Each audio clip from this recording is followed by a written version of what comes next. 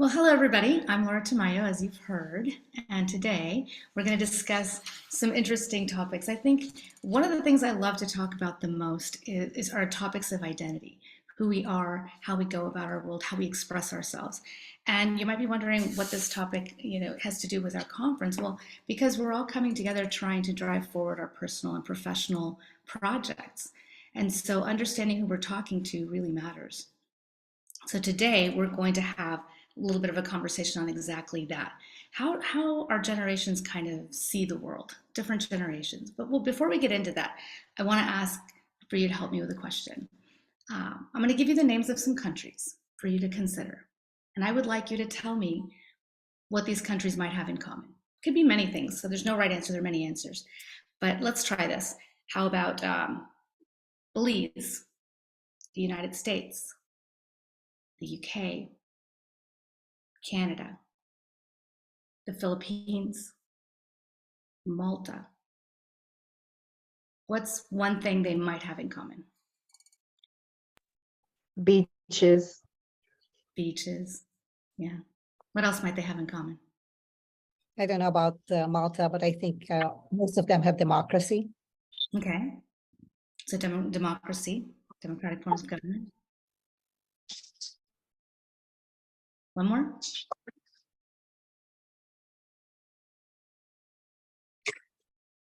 Well, I'll give you a clue. I'm a linguist. Oh, they speak English. They do. Okay, so just like the beaches, forms of government, and our language, we don't all do it the same way, right? All those beaches are not identical. And all of the ways we speak English are not identical.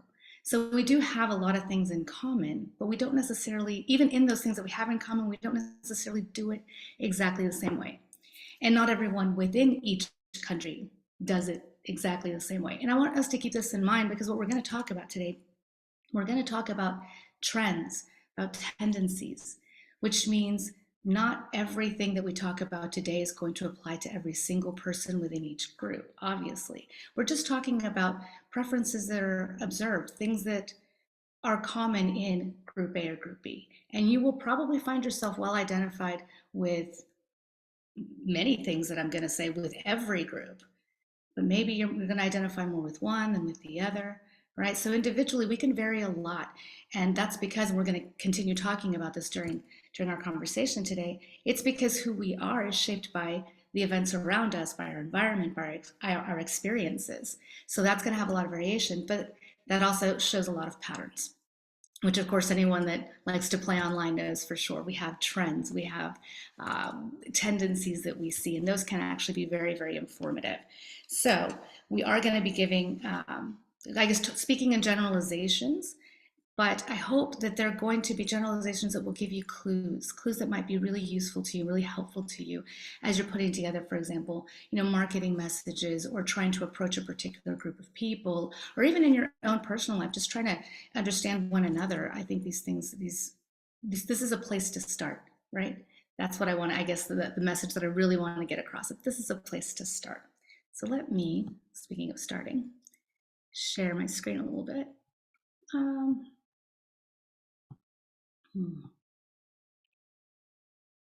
it's taking just a second to load.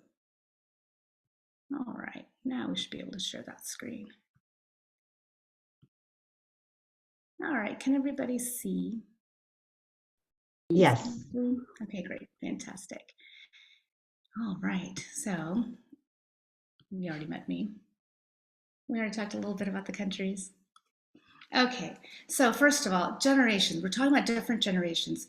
Does anyone have any thoughts on what generations we have? Who decides? Who decides who belongs to which generation? How does this happen? Any ideas on that? Well, currently, they're divided by age. You've got like baby boomers, Gen Z, millennials, Yeah. Gen X, yeah. But any thoughts on how it happens? Well, let me give you a clue real quick.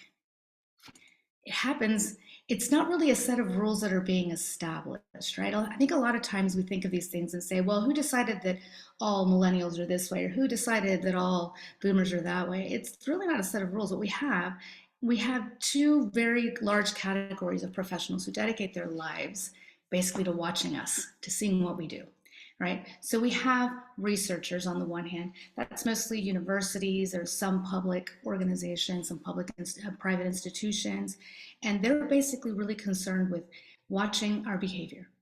What kind of music do we like? What kind of communication strategies do we prefer? What kind of social attitudes do we have to different topics? What are, I don't know, our hobbies, all of those things, right? How do we gather? Where do we gather? Behavior, right? And then we have another very large group. The other very large group are the demographers. Demographers are more concerned with what they can count, right? So facts. We're talking about, how many people between 25 and 30 are living in the country right now. Let's count them, 1, 2, 3, 4, 5, right?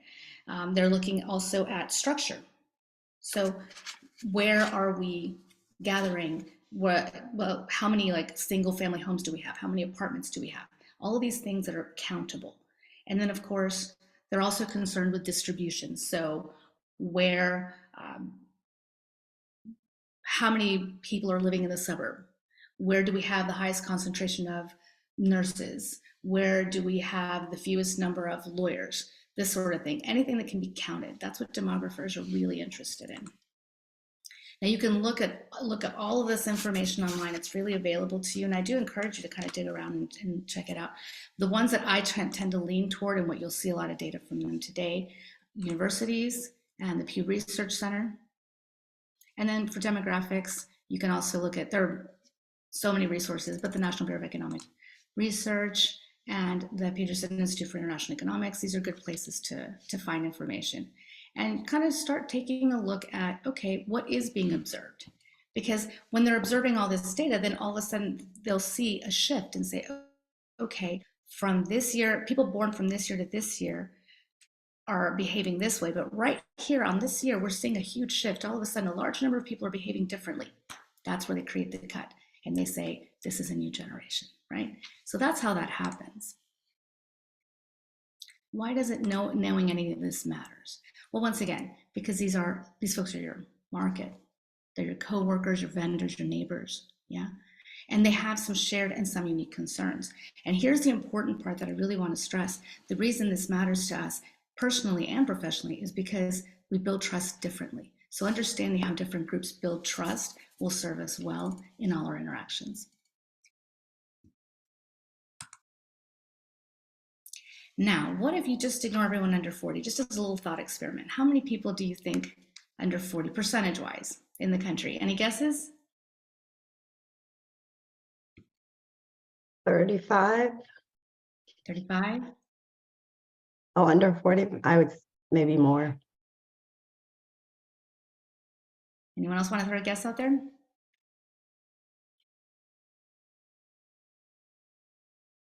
Well, I'll tell you. It's actually 50%. So you would be ignoring a lot of people, actually, depending on where you cut it. It's 50% or under 40. But let me just give you some breakups of how this is happening. So Gen Z, and we'll talk about exactly who's who in just a second, but our youngest generation is a third of our global population. Fully 32%, a third of the planet is 26 and under. And we'll talk about why all of this matters in just a minute. Millennials, they're also a third of the world population. And then everyone else, let's put that in perspective. Everyone else is the other, a little bit over a third, right? So the world's young. The world's very young. Now let's just zoom in on the US, right, which is our area of concern right now. Our area of concern. And don't worry, we're not just going to stick with numbers. I just want to give you a picture before we go into the generations so you kind of see why we're even discussing this, right? Here we go. Look at this. There's your youngest. There are your millennials, Gen X, baby boomers, right?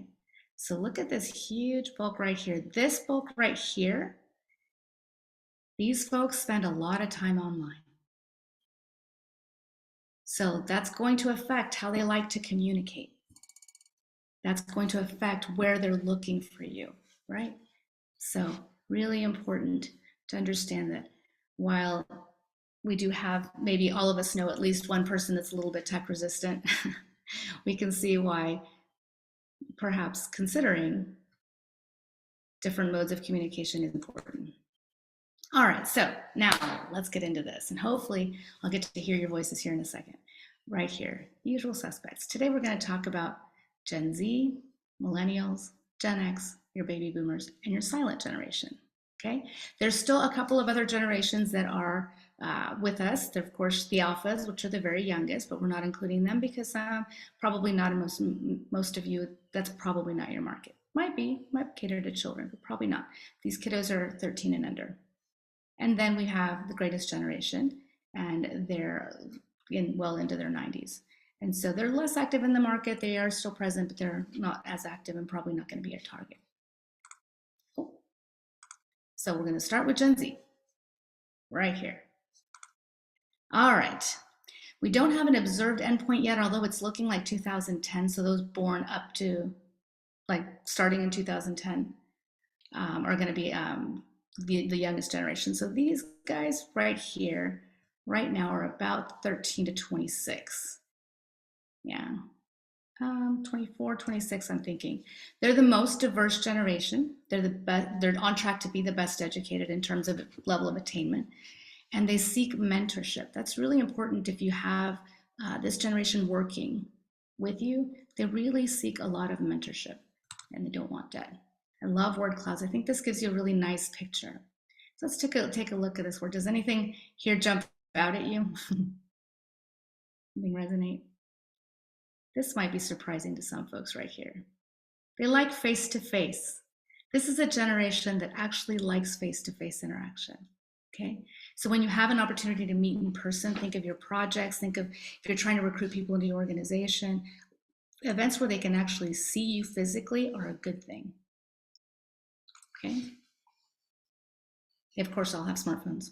They're very independent. They're extremely competitive, and they're multitaskers.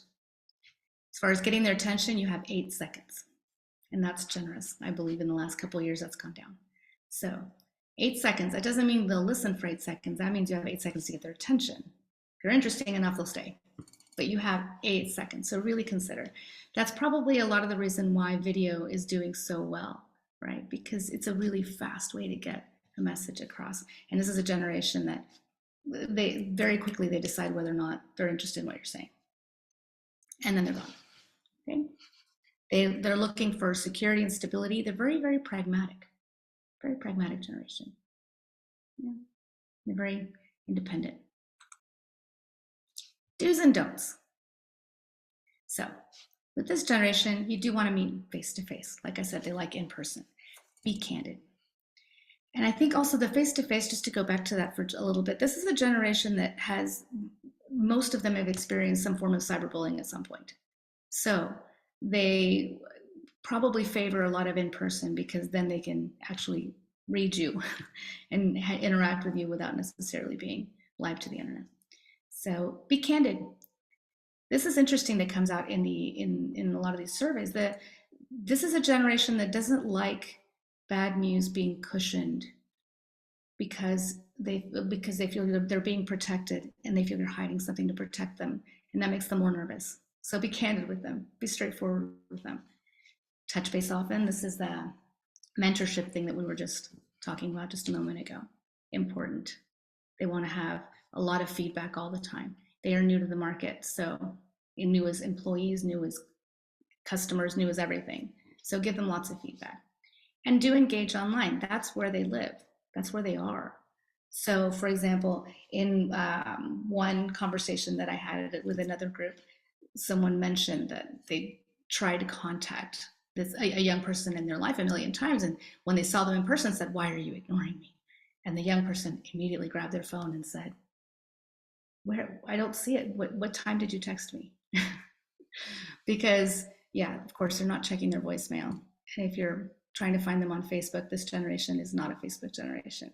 So you got to know, where to find them as well. This is a generation you want to concentrate more on texting, closed kind of groups, not so much. They're not going to be on Facebook. That's not where they live. They're not going to be on any of those. So in terms of events, programming your events, don't take their phone. This one kind of gets giggles when I say this in person from precisely the youngest ones. They grab their phones and laugh. And it's because phones play a different role in this group's life. In this group's life, these phones, they feel like they're connected not just to their friends, but to their family, to the people that protect them. And the level of anxiety they feel when you take their phone away is very different than the level of anxiety that an older generation might feel. So if you decide you want to recruit a bunch of young people and you say, okay, but your phones have to stay in your car, not a lot of this generation is going to show up. Yeah, so just as a thing to keep in mind. The condescend, a lot of these young people, they are very tech savvy. And they're coming into a market where sometimes they really do feel like they're being treated as children. And so they're very, very sensitive to any form of condescension toward their abilities, their contribution to the conversation, mind you. So I think that that's important to keep in mind. Oh, let me see. Oh, I don't, checking a message there. All right, and then the last one, of course, we talked about this, don't gloss over bad news. I think a lot of times with young people, we all tend to be very, very careful. But once again, with this generation, they tend to worry that you're hiding something even worse. So it's better. They give a lot of feedback saying that if it's something they need to know, just tell them. If they need to know, just tell them. So yeah, good to keep that in mind. Any questions so far? No, this is very interesting for me. Thank you, especially because I have a 17-year-old. Yeah, it's interesting to see how they react to certain things. And as far as them being in the job market, they have actually entered the job market really young. It depends. Some of them are going into workforce and working with on site and things like that. But some of them have been online and they're little stars. Here's an example of this young lady, Miana Guerrero. She's actually a well-known YouTuber. She started YouTubing when she was 12 years old. She is now 17 years old. She's an example of you could say, a famous Gen Zer. They're also oftentimes called Zoomers. They go by different names. But yeah, she is in the Philippines. She's in Quezon, and she lives at home with her brothers and sisters and her parents, and she's worth $2 million. So they are, yes, they're very entrepreneurial. They're very entrepreneurial, and many of them know how to make money online. So, all right, millennials. Millennials, who are millennials? They're formerly known as Gen Y. We had, X, Y, Z. Right now, we just mostly refer to this group as millennials. Who are they? Well, we used to think of millennials as our young people, but they're maturing. Millennials, I think if you saw this, no, I didn't put the ages on that one. But millennials right now, they're 26 to 40. I mean, they're no longer the young people of our society. They're in the heart of their working life, right? They're the largest living adult generation. They surpassed the baby boomers in 2019. This is a generation that expects a lot of freedom and flexibility, very educated, and unfortunately very indebted, and have extremely high expectations, not just of others, but of themselves. And here is a little cloud that we can use to kind of take a look here. All right. So this is our most collaborative generation.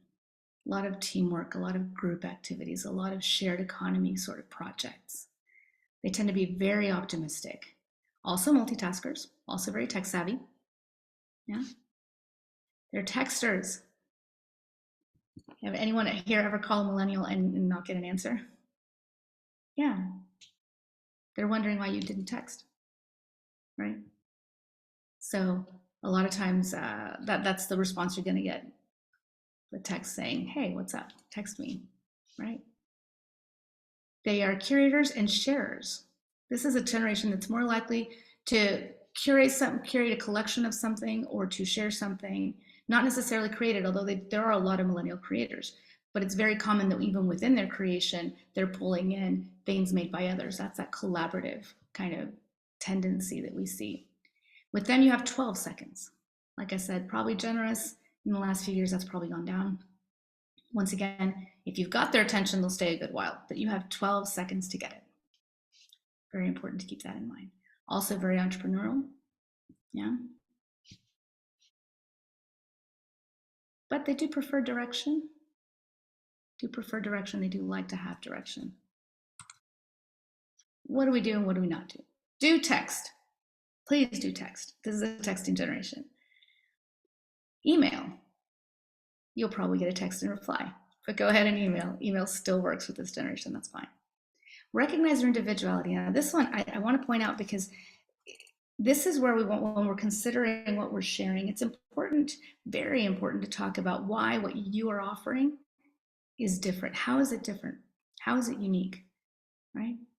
And how does it speak to different people? How does it adapt to different people that you're trying to serve? This generation very much wants that individuality recognized, right? So definitely share what is different about what you're doing, even if it's something small, just what makes you stand out. This is, of course, the don'ts are pretty obvious. Don't call, don't leave voicemail, it never gets checked. It's very rare for this generation to check voicemail. Most of them don't even have it set up. The selling, I put selling quotations because obviously, while if you have an offering, you are selling. But what I'm talking about is the way of expressing it. This is where storytelling, marketing really shines. Go into more storytelling and connection. If it sounds too much like a sales pitch, that's a turnoff for this generation. They're really looking to feel like they are getting to know you, right? They're looking for that authenticity. They're not looking necessarily for a pitch. So you might want to really consider how your message is coming across as you're recruiting people for your organization, as you're trying to connect with this generation and bring them into your circle. And once again, the condescension thing is also very real. This one keeps coming up because we have a very mixed market right now, right? We still have a lot of baby boomers that are in the market per force. They're starting to retire a little more rapidly in the last couple of years, but in general, they've stayed in that job market a lot longer. And so you have the span of generations within one organization is so broad. And so the younger people within those circles are expressing certain sensitivity to feeling like they're not getting the acknowledgement that they expect for their contribution. So be aware of that. And here's a famous one, Priyanka Chopra. She is a millennial.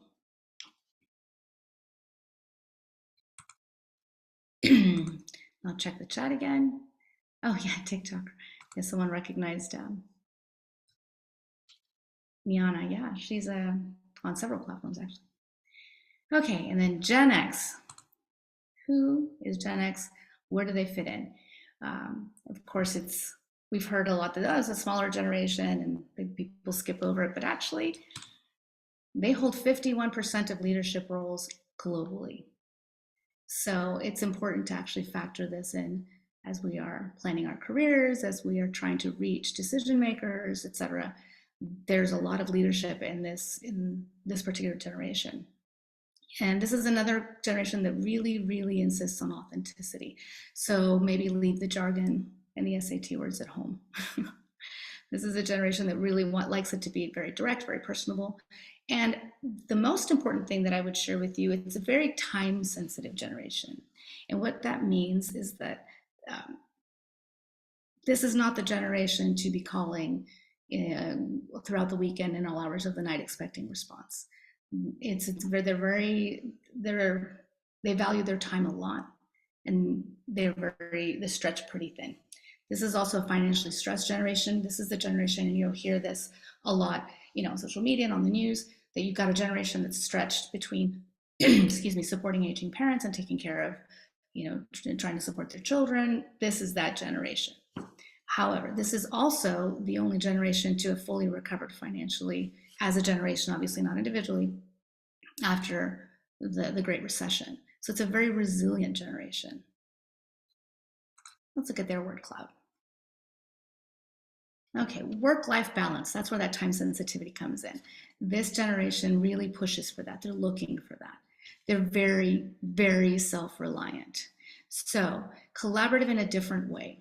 It's more of a, okay, you do this, I do that. I'll leave you to do your thing. I will do my thing. We'll get together and figure it out. Less of the let's do it all together all at once, right? So much more self-reliant. Then very skeptical.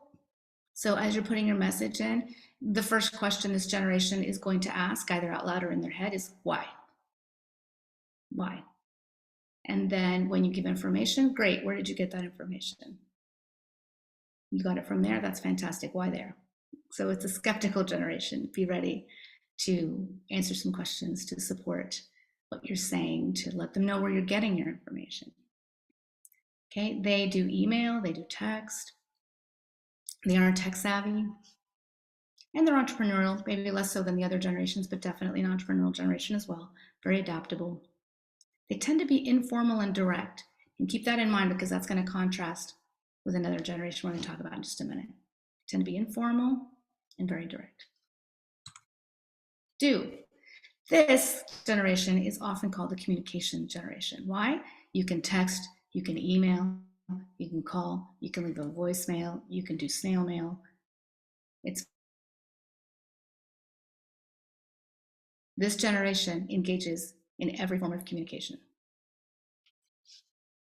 This generation also, that informality that I just mentioned, they're looking to make it fun. Make it fun, you'll get their attention a lot faster, right? And it's probably because of that time sensitivity thing.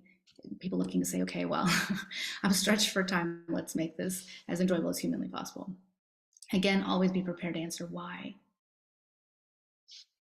Don't piecemeal information. Remember, time sensitive. So don't give them one little thing at a time. Just go ahead and say what you're going to say. Don't beat around the bush. Once again, time sensitive generation.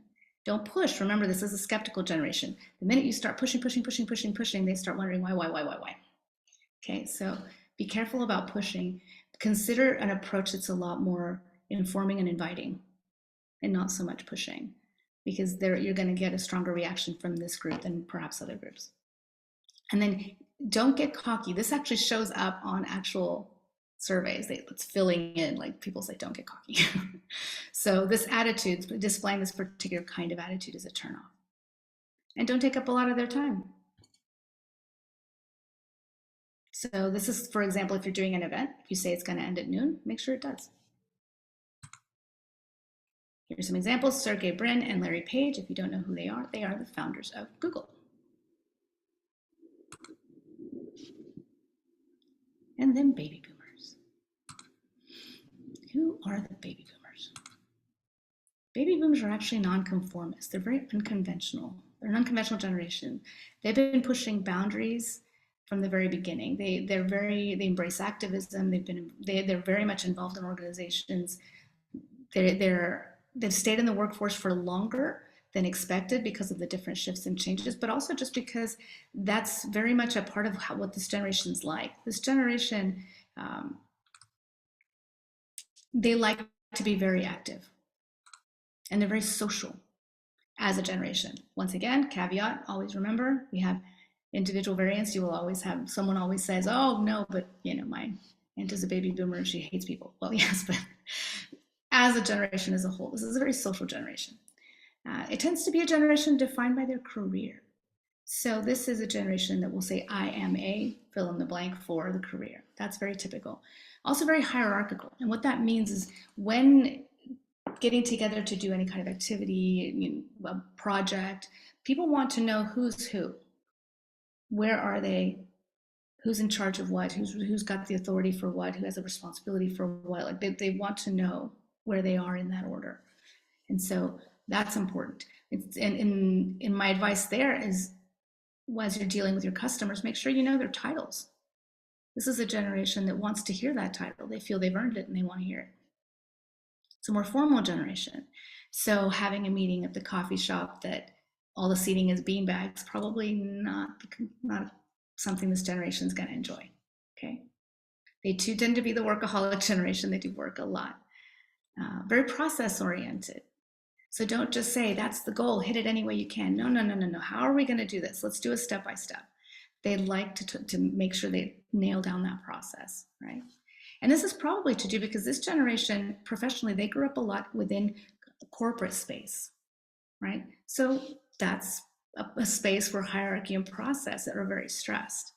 You know, so therefore, of course, they're looking for that. That's their pattern. That's the way they're used to working. They highly value recognition. So for sure, make sure that, you know, you send those thank you cards and recognize when they've gone above and beyond. They're a very idealistic generation as well. And of course, they love face-to-face and phone. This is the generation that you can text. It's not that you can't, but if you do, it might take a second to get a response. And it's a far better strategy to just pick up the phone and call. Yeah. Do's and don'ts. Do be personal. Yeah. But also be professional. Right? Keep it professional. Be on time. Be on time. This is a more formal generation. So kind of meandering into a meeting 20 minutes late won't play well. Be on time. Encourage the sale. This is the opposite. They want to hear your call to action. They want you to, in a nutshell, wrap it up and tell them what is it, right? So this works. Calls to action work really well with this generation. This is a great generation to not only call but set up one-on-one meetings. Yeah, and listen patiently. Of course, listening with patience is great for everyone. I think we all want to be listened to with patience. But with this generation particularly, it's felt like people don't take their time as much as they would like. And so they do want, they're more social in that way. Take your time, have a conversation. Things not to do. Again, don't be late. That comes up a lot in surveys. Text. Don't text. Not because you can't. You can text, but like I said, they may or may not answer right away or at all, or they may call you in response to your text. So text won't work as well. So I guess it's not really so much a don't, but rather it'll be less effective. Yeah, I think that's a better way of putting it. Looking at devices. This, to a baby boomer, means I'm not listening.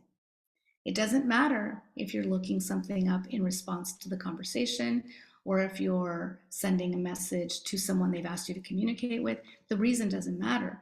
It's because this generation didn't have the technology that we have today as a day-to-day thing when they were young. This happened when they were already fully formed grown adults.